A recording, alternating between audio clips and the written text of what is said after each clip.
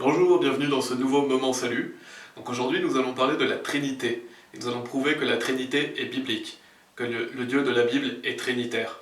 Donc c'est très important parce qu'il faut croire au vrai Dieu de la Bible pour pouvoir être sauvé. Et le Dieu de la Bible est composé de 3 personnes et il est un seul Dieu. La Bible nous dit en 1 Jean chapitre 5 au verset 7, car il y en a 3 qui attestent dans le ciel, le Père, la Parole et l'Esprit Saint, et ces 3-là sont un. C'est un verset clair sur le fait que Dieu est trinitaire. Nous avons le Père, nous avons la Parole qui est le Fils, Jésus-Christ, et l'Esprit Saint. Donc vous avez 3 personnes, le Père, le Fils et l'Esprit Saint, et ces 3-là sont un. Ces 3-là sont un. Ça veut dire que vous avez 3 personnes, un seul Dieu. Donc il y a Dieu le Père, Dieu le Fils qui est Jésus-Christ, et Dieu le Saint-Esprit. Voilà qui est le Dieu de la Bible, est composé de 3 personnes, un seul Dieu. Et la Bible emploie aussi le mot personne. Parce que je viens de vous dire que Dieu est 3 personnes, un seul Dieu. Mais le mot personne est vraiment biblique. Et allons en Hébreux chapitre 1, et lisons du verset 1 à 8.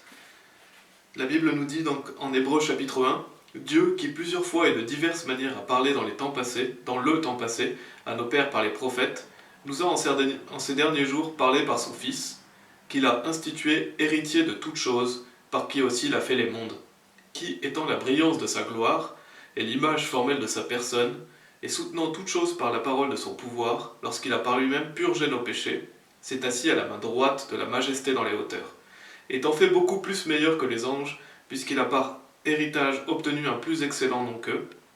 Car auquel des anges a-t-il jamais dit « Tu es mon fils, aujourd'hui je t'ai engendré » Et encore « Je serai pour lui un père, et il sera pour moi un fils » Et encore, quand il introduit le premier engendré dans le monde, il dit « et que tous les anges de Dieu l'adorent » Et des anges il dit « qui fait de ses anges des esprits, et de ses ministres une flamme de feu » Mais au Fils il dit « ton trône, ô Dieu, est pour toujours et à jamais, un sceptre de droiture, et le sceptre de ton royaume. » Donc ce passage montre clairement que le mot personne est biblique, parce qu'allons au verset 3, il est dit « qui étant la brillance de sa gloire, et l'image formelle de sa personne ». Donc, qu'est-ce qui est dit dans ce verset? C'est que Jésus-Christ est l'image formelle de la personne du Père. Donc pour être l'image formelle d'une personne, de quelqu'un, il faut qu'il y ait 2 personnes. Vous ne pouvez pas être l'image formelle de quelqu'un s'il n'y a qu'une seule personne. Ce qui montre ici qu'il y a 2 personnes différentes, et ce verset montre que Jésus-Christ est l'image formelle de la personne du Père. Donc vous avez vraiment 2 personnes différentes. Vous avez Dieu le Père et vous avez Dieu le Fils. Et avec Dieu le Saint-Esprit, ça fait 3 personnes, et ces 3-là sont un. C'est ce que montre la Bible.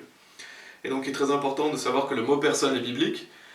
Et en plus au verset 8, il est dit « Mais au Fils il dit ton trône, ô Dieu, est pour toujours et à jamais un sceptre de droiture et le sceptre de ton royaume. » C'est un verset clair sur la divinité de Jésus-Christ, qui montre que Jésus-Christ est Dieu. Parce que qu'est-ce que dit le Père? Mais au Fils il dit ton trône, ô Dieu. Donc le Père dit au Fils ton trône, ô Dieu. Ce qui montre que Jésus-Christ est Dieu. Et le Père, bien sûr on sait que le Père est Dieu. Donc vous avez Dieu le Fils, Dieu le Père et Dieu le Saint-Esprit, et ces 3-là sont un. C'est ça la Trinité, et elle est clairement biblique. Et il y a beaucoup d'autres passages qui parlent de la Trinité dans la Bible, notamment dans l'Ancien Testament, dès Genèse chapitre 1 au verset 26, qui nous dit « Et Dieu dit, faisons l'homme à notre image ». Ça c'est le commencement du verset, qui est « Et Dieu dit, faisons l'homme à notre image ». Donc Dieu dit « faisons l'homme à notre image ».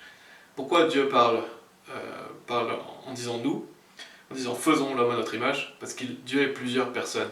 Donc là, c'est Dieu le Père, Dieu le Fils et Dieu le Saint-Esprit qui dit « faisons l'homme à notre image ». Donc dès Genèse, on peut voir que Dieu est plusieurs personnes, et qu'il n'y a qu'un seul Dieu, bien sûr, mais que Dieu est plusieurs personnes. Et si vous voulez, sur la chaîne YouTube, il y a des vidéos sur la Trinité qui sont plus longues et plus détaillées, parce qu'ici, c'est un moment salut. Ici, nous allons... voilà, c'est une courte vidéo, mais rien que ces versets prouvent clairement que Dieu est trinitaire. Et... pourquoi c'est si important de mentionner cela? Parce qu'il y a une attaque sur la Trinité. De plus en plus de nos jours, on voit des gens qui disent que par exemple Jésus, le Père, le Fils et le Saint-Esprit, c'est la même personne. En fait, Dieu est une seule personne. Et ça, c'est une hérésie de damnation, c'est complètement faux. Pourquoi? Parce que le Dieu de la Bible, il est trinitaire, il y a Jésus, il y a le Père et il y a le Saint-Esprit. Il y a 3 personnes différentes. Donc renier le fait qu'il y ait 3 personnes, ça revient à renier et rejeter le Dieu de la Bible. Parce qu'il est clair et précis dans beaucoup de versets dans la Bible qu'on peut voir qu'il y a 3 personnes. Donc voilà, il y a une attaque de la Trinité, et la Trinité est une doctrine fondamentale du salut. Pourquoi? Parce que c'est l'essence même de Dieu. Et c'est en croyant en Dieu, c'est en croyant en Jésus-Christ que l'on est sauvé. Donc si on ne croit pas au Dieu de la Bible, on n'est pas sauvé.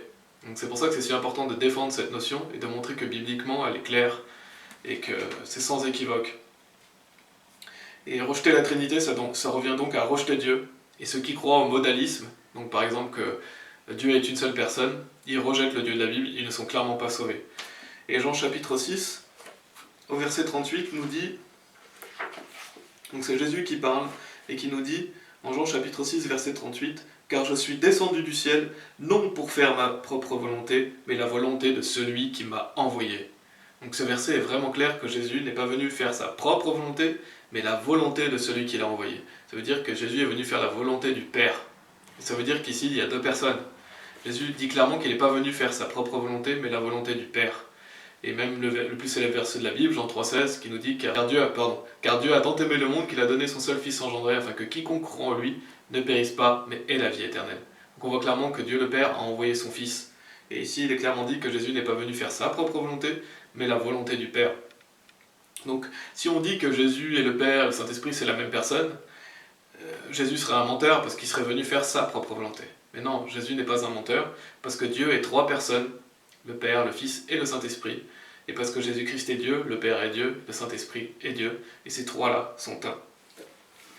Et prenons aussi Romains chapitre 10 au verset 9, qui est un verset très clair sur le salut, qui nous dit que si tu confesses de ta bouche le Seigneur Jésus, et que tu crois dans ton cœur que Dieu le ressuscité des morts, tu seras sauvé.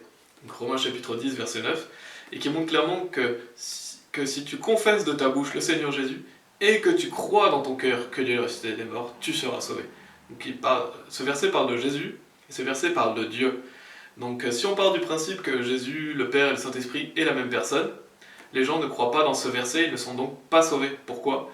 Parce qu'on voit vraiment qu'il faut confesser de sa bouche le Seigneur Jésus, et croire que Dieu l'a ressuscité d'entre les morts. C'est pas dit et croire qu'il s'est lui-même ressuscité d'entre les morts, mais c'est Dieu qui l'a ressuscité d'entre les morts.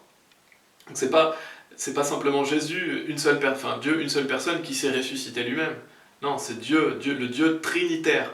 Chaque personne de la Trinité a été impliquée dans la résurrection de Jésus-Christ. Le Père, le Fils et le Saint-Esprit ont tous les trois été impliqués dans la résurrection de Jésus-Christ. C'est pour ça qu'il est dit et que tu crois dans ton cœur que Dieu l'a ressuscité entre les morts. Donc renier la Trinité, ça revient à renier ce verset qui est clair. Les gens qui croient au modalisme, les gens le oneness on appelle ça, les gens qui croient que Dieu est une seule personne, sont des hérétiques, parce que la Bible est claire, comme on a pu le voir dans plusieurs versets, et il faut absolument croire que Dieu l'a ressuscité d'entre les morts, c'est-à-dire que les trois personnes ont ressuscité Jésus-Christ. Et donc Dieu est trois personnes. Donc voilà, c'est une courte vidéo pour parler de la Trinité, pour montrer que croire en la Trinité, Jésus-Christ dit « croyez en Dieu, croyez aussi en moi ». Donc croire en la Trinité fait partie du salut, bien sûr, parce que c'est de croire en Dieu, c'est de croire en Jésus-Christ qui nous sauve, et il faut croire au vrai Jésus-Christ, il faut croire au vrai Dieu. De même, croire en la divinité de Jésus-Christ est indispensable au salut. Si vous réfutez la divinité de Jésus-Christ, vous n'êtes pas sauvé, parce que c'est Dieu lui-même qui est venu sur terre, c'est Dieu lui-même qui est mort sur la croix. Donc réfuter la divinité de Jésus-Christ, ça revient à faire de Dieu un menteur. Réfuter la Trinité, ça revient de faire de Dieu un menteur. Et si vous faites de Dieu un menteur, vous n'êtes pas sauvé. Voilà, cette courte vidéo, je l'espère, vous a éclairci sur le sujet. Et n'hésitez pas à regarder d'autres vidéos si vous voulez sur la Trinité. Que Dieu vous bénisse.